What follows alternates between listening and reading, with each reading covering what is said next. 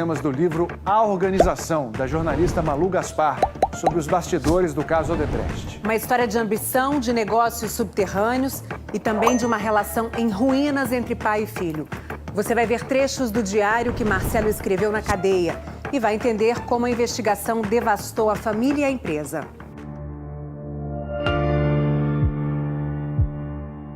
Na quadra de um condomínio, numa partida de futebol, as palavras de um menino de 12 anos resumiram o destino da família. Depois de dar uma entrada mais forte na canela do pai e levar uma bronca, ele reagiu. Aqui você não é nem meu pai, nem meu chefe. Se vier pra cima de mim, vai ter troco. Mais de 30 anos depois, essa mesma tensão ressurgiu num cenário bem diferente. Complexo Médico Penal, no Paraná. Sem abraço apertado, sem choro e um silêncio angustiante. Era a primeira vez em 3 meses que o pai visitava o filho na cadeia. O pai era Emílio Odebrecht, presidente do conselho de uma das maiores empreiteiras do país. O filho, Marcelo Odebrecht, que naquele momento dividia a ala do presídio com políticos e empresários investigados pela Lava Jato. Mesmo na cadeia, Marcelo continuava na presidência da empreiteira, que tentava controlar por meio de bilhetes escritos à mão. Ele também escrevia um diário que entregava aos advogados e à esposa. As revelações de algumas dessas páginas você vai descobrir agora. Todo esse material e as informações desta reportagem são fruto de um trabalho de 3 anos de apuração, que virou um livro escrito pela jornalista Malu Gaspar. Eu consultei mais de 120 fontes da empresa e fora dela, concorrentes, todo tipo de advogados, investigadores, para contar essa história com o máximo de detalhes possível. Essas são imagens da construção de Brasília na década de 1950. A empreiteira baiana Odebrecht tentou, mas ficou de fora dessas obras. O motivo? Faltava apoio político, dizia aos funcionários o fundador, Norberto Odebrecht, pai de Emílio e avô de Marcelo. Foi só no governo militar, durante a ditadura, que a Odebrecht conquistou as primeiras grandes obras. O aeroporto do Galeão, no Rio de Janeiro, a usina nuclear Angra 1, que custou 32 vezes o valor inicial, e a sede da Petrobras. Essa guinada foi possível graças ao apoio de Ernesto Geisel. A Odebrecht salta de 19ª empreiteira do Brasil em faturamento ao topo do ranking. E o Norberto se torna, em 73, o empreiteiro do ano, segundo a revista especializada O Empreiteiro. Então, ele realmente sobe ao panteão dos maiores empreiteiros do Brasil, com o Geisel, pela mão do Geisel. Os funcionários diziam que Norberto era um cara simples, reservado, trabalhava muito e falava pouco. Mas, segundo o livro, a ética dele era um pouco diferente quando o assunto era propina. Você já ouviu falar em relacionamento político-estratégico? É um nome bonito, né? Mas no idioma da Odebrecht, isso significava criar uma relação de lealdade com quem está no governo, de forma a extrapolar os negócios. Esse princípio era tipo um mandamento da Bíblia da empresa. São 3 volumes com estratégias de conduta criadas pelo Norberto. Depois de todo esse tempo de investigação, ficou claro que não havia nenhuma obra que a Odebrecht tivesse conseguido que não tivesse sido obtida a partir desse tipo de relacionamento com políticos. Junto com as grandes obras vieram os grandes escândalos. O primeiro deles foi ainda na década de 70, na construção das usinas de Angra 2 e 3. Teve até CPI no Congresso. Depois veio a CPI do PC Farias, o chefe da campanha do presidente Fernando Collor, a CPI dos anões do orçamento e, claro, a Lava Jato. Em muitos desses escândalos, o modus operandi era bem parecido. A empresa pagava propina a agentes públicos para ganhar contratos de obras. Essas obras eram superfaturadas. E era essa a fonte de dinheiro usada para pagar as propinas e abastecer o caixa 2 de políticos que apadrinhavam o esquema. Esse sistema de propinas, ou de ajudas, apoios, como eles diziam, era tipo uma herança dessa empresa familiar. Era uma conduta que passava de pai para filho. Depois do Norberto, foi Emílio quem assumiu os negócios. Foi-me pedido ajuda, você atenda, negocie. Sim. Isso... Essa ajuda se chama propina, só para você saber. Tá perfeito.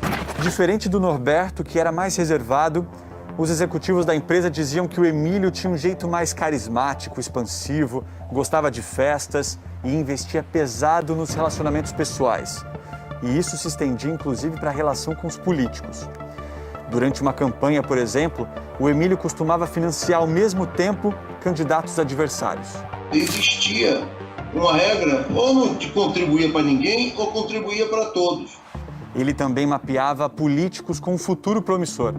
Uma das principais apostas foi o ex-presidente Lula. Eles se conheceram na década de 80, quando o empresário precisava de uma ajudinha para conter os movimentos sindicais. Foi uma greve que estava perdurando, com problemas seríssimos.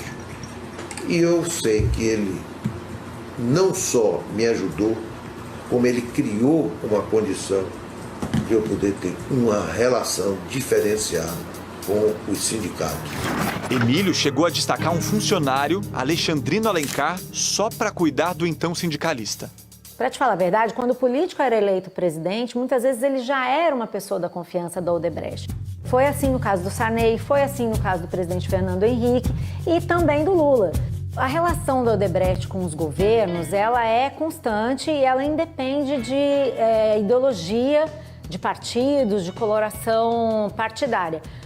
Porém, quando o Lula assume o comando do Brasil, a gente tem que lembrar que a gente tem uma época de bonança econômica muito grande. Durante os governos do PT, o faturamento da Odebrecht saltou de cerca de 17 bilhões em 2003 para mais de 107 bilhões em 2014. Enquanto o Emílio investia no relacionamento com políticos, o filho, Marcelo, criticava o pai abertamente, se recusava a seguir as suas orientações e dizia que ele não era firme o suficiente no comando. O sonho do Marcelo, que era chamado de o príncipe das empreiteiras, era ter controle sobre todo o Império Odebrecht. E esse homem ambicioso decidiu sofisticar o trabalho sujo da empreiteira. Criou o Departamento de Operações Estruturadas. Era um gabinete especializado no pagamento de propina e caixa 2. O que eles fizeram foi o maior nível, o melhor esquema de lavagem de dinheiro que eu já vi funcionar nas investigações que eu participei nesses mais de 30 anos. As investigações mostram que quanto mais propina pagava, mais a empresa crescia. A Odebrecht se tornou um dos maiores grupos privados do país. Mas em 2014, o patriarca desse império, o Norberto, faleceu. E foi aí que a relação de pai e filho, Emílio e Marcelo, azedou de vez. Era o Norberto que dava a liga entre os dois. Quando o Norberto morre, é como se não houvesse mais razões para segurar a onda das brigas, né? Essas brigas afetaram os negócios da família e tudo piorou depois da Lava Jato.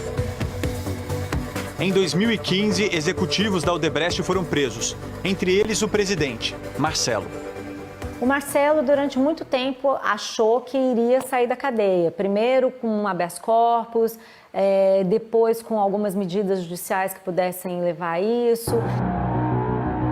Mas ele continuou na cadeia. Para salvar a empresa, a estratégia dos advogados, então, foi fechar uma delação premiada. Para a força-tarefa da Lava Jato, os segredos de Marcelo eram fundamentais. Mas ele estava irredutível. Dizia aos advogados que só abriria a boca se fosse solto no dia seguinte. Marcelo Odebrecht estava preso e ele não é uma pessoa de temperamento fácil. A Odebrecht enfrentava problemas, não só com o Marcelo, com alguns executivos também, porque nem sempre a empresa facilmente convence os executivos que eles têm que assumir a sua responsabilidade. Segundo o livro, Marcelo desconfiava que estava sendo entregue de bandeja para a força-tarefa, enquanto seu pai era poupado pelos advogados. Ele escreveu no diário dentro da cadeia. Um ponto que, a meu ver, pode comprometer nosso acordo é o fato de Emílio, confirmando sua covardia e omissão, estar resistindo a colaborar. Dias depois, ele voltou a atacar Emílio. Meu pai está mentindo, não tem outra palavra sobre a negociação. Não fala tudo e não aborda corretamente o tema Lula, fundamental para a força-tarefa. Este atraso não apenas me deixa mais tempo na prisão, como aumenta o risco econômico-financeiro da organização. Ele tinha medo que a família dele ficasse sem dinheiro durante o tempo que ele estivesse na prisão e ele pressionava para que a empresa depositasse dinheiro em contas blindadas, como ele dizia, em nome das filhas. E, ao mesmo tempo, na empresa isso era visto como uma chantagem, uma forma de tirar dinheiro da empresa, cobrar pela própria delação. A empresa transferiu mais de 140 milhões de reais.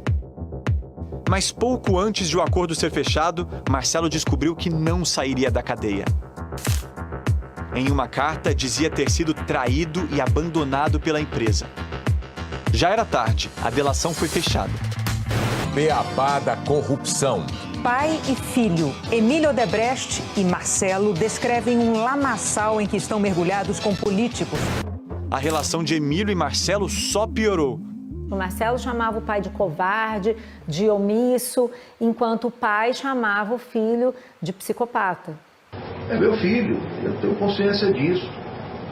Então, eu não posso levar em consideração, ter me dosar quando existe doença, psicopatia, seja lá o que for. Marcelo saiu da cadeia em dezembro de 2017. Foram 2 anos e meio em regime fechado. O livro conta que atacar o que ele chamava de inimigos virou uma obsessão. O alvo principal era o pai. A obsessão do Marcelo em produzir ataques que chegassem ao pai dele era tanta que o próprio Emílio apelidou o filho de o sniper do Morumbi. Ele se referia assim ao Marcelo. Executivos da Odebrecht começaram a considerar Marcelo a maior ameaça à empresa e resolveram contra-atacar. O acusaram de chantagem e entraram com uma ação para bloquear todo o dinheiro transferido a ele durante as negociações da delação. Foi um momento difícil da vida do Marcelo, em que a empresa processa ele, bloqueia os recursos que estavam depositados na conta dele, nas contas da família, e ele é obrigado a pedir dinheiro para os amigos. Marcelo ainda está em prisão domiciliar no regime semiaberto e as contas dele continuam bloqueadas. A situação do Marcelo com a família hoje é de rompimento total. Inclusive, as filhas do Marcelo estão tirando do seu sobrenome o Odebrecht. O pai, Emílio, foi condenado a 3 anos e 3 meses de prisão em regime semiaberto, mas ainda não começou a cumprir a pena. Hoje, a Odebrecht está em recuperação judicial. Não só essa é uma empresa que ajudou a decidir os rumos do Brasil nas últimas décadas, como também a história do Brasil e o rumo que as coisas tomaram ajudou a definir o destino dessa família. Hoje é uma família destroçada por todos esses acontecimentos. Emílio e Marcelo, pai e filho, nunca mais se viram, desde um último encontro na prisão.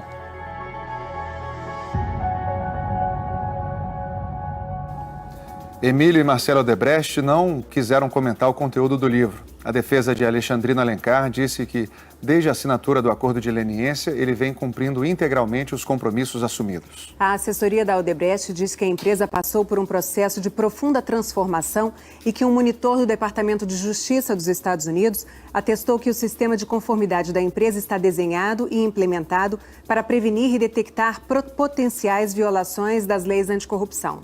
O ex-presidente Fernando Henrique Cardoso não quis se manifestar e o ex-presidente José Sarney não respondeu ao nosso contato. A assessoria do ex-presidente Lula disse em nota